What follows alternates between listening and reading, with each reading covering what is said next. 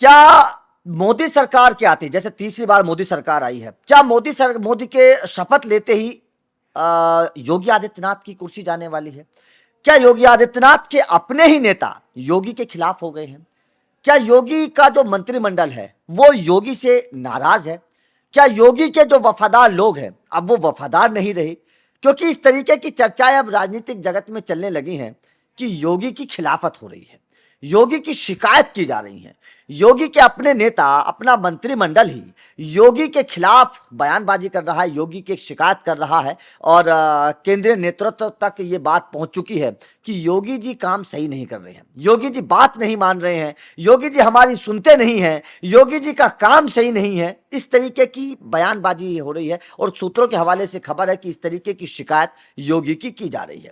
अब आपको पता है कि योगी को तलब किया गया, योगी को दिल्ली बुलाया गया, वहां पर योगी आदित्यनाथ की मुलाकात हुई है अमित शाह और राजनाथ सिंह से। अब इस मुलाकात की बड़ी राजनीतिक जगत में बड़ी एक महत्व है, इसका अपना एक रुतबा है इस मुलाकात का, क्योंकि अगर योगी आदित्यनाथ अमित शाह से मिल रहे हैं, जाहिर तौर पर यूपी की राजनीति को लेकर चर्चा हुई होगी, जाहिर तौर पर यह भी चर्चा हुई होगी कि यूपी में बीजेपी को इतना बड़ा नुकसान क्यों हुआ, यह भी चर्चा जरूर हुई होगी। राजनाथ सिंह यूपी को भली भांति जानते हैं, समझते हैं, यूपी के कुर्सी पर बैठे हैं, यूपी के सीएम रहे हैं, तो राजनाथ सिंह से मुलाकात जो यूपी योगी की हुई है, जाहिर तौर पर उसका भी एक अपना एक महत्व है, क्योंकि राजनाथ सिंह को ये पता है कि आखिर यूपी में जो इतनी बड़ी बीजेपी को झटका लगा है, हार का सामना करना पड़ा है, उसके पीछे की वजह क्या है।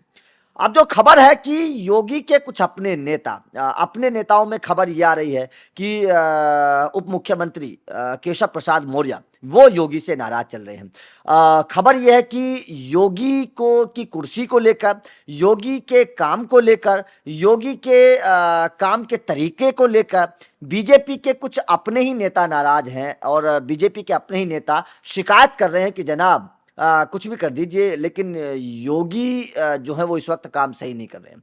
ये इस तरीके की चर्चा, अब योगी को बुलाया तो गया है, लेकिन सवाल सबसे बड़ा ये है कि योगी की शिकायत तो हो रही है, लेकिन क्या योगी को हटाना आसान है? क्या योगी की शिकायत के बाद योगी पर एक्शन लेना उतना आसान है?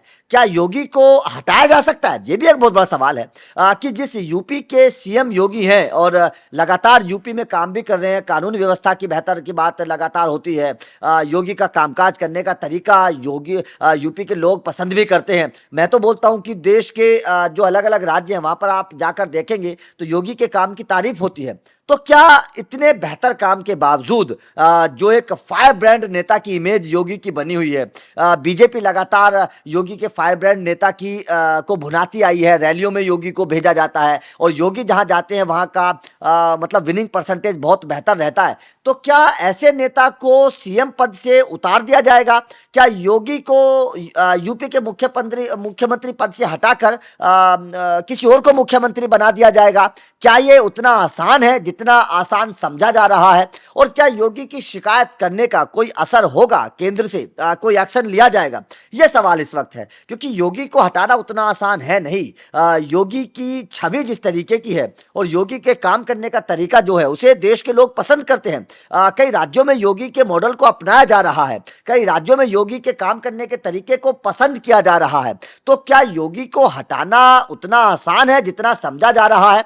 और क्या अमित शाह से मुलाकात जिस तरीके की हुई है और जिस तरीके से राजनाथ सिंह से योगी मिले हैं, क्या इस मुलाकात के बाद कोई ऐसा बड़ा एक्शन योगी पर होगा जिसकी उम्मीद नहीं की जा रही है या फिर जिसके बारे में सोचा नहीं जा सकता, जिसको लेकर चर्चाएं राजनीतिक जगत में चल रही हैं कि योगी की शिकायत लगातार की जा रही है? क्योंकि यूपी के ही कई नेता नाराज बताए जा रहे हैं, कई योगी के मंत्रिमंडल के नेता नाराज बताए जा रहे हैं, कई बीजेपी के शीर्ष नेता इस तरीके की बातें कर रहे हैं कि योगी की वजह से यूपी में बीजेपी को हार मिली है। और मैं तो ये बोलता हूं कि क्या यूपी में इस हार का ठीकरा योगी पर फोड़ना ठीक होगा?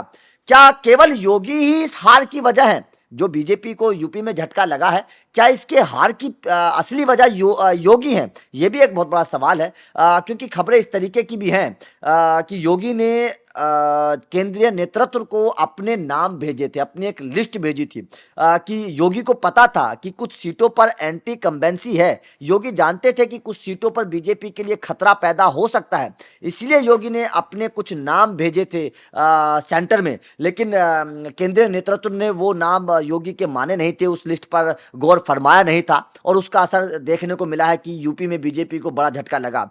तो अगर योगी की बात मान ली जाती, अगर योगी के मन मुताबिक उम्मीदवारों को टिकट दे दिया जाता, तो क्या वास्तव में बीजेपी को इतना बड़ा झटका लगता? क्या वास्तव में जिस तरीके से यूपी में बीजेपी को सीटें कम मिली हैं, क्या उस तरीके से वास्तव में होता? यह बहुत बड़ा सवाल है।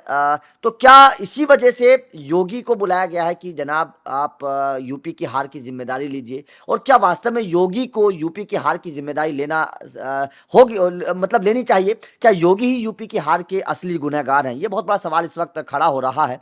आपका क्या मानना है? यूपी में जिस तरीके से हार मिली है, क्या उसके वास्तव में गुनहगार योगी आदित्यनाथ हैं? क्या योगी आदित्यनाथ के काम की वजह से यूपी में हार मिली है, या फिर उसके पीछे की कोई और वजह है? और जिस तरीके से योगी की शिकायत की जा रही है, उसको आप किस तरीके से देखते हैं? ये भी कमेंट करके बताइएगा। वीडियो अच्छी लगी हो तो लाइक और शेयर जरूर करिएगा, चैनल को सब्सक्राइब करिएगा, क्योंकि अपडेट लगातार मिलते रहेंगे। Thank you very much.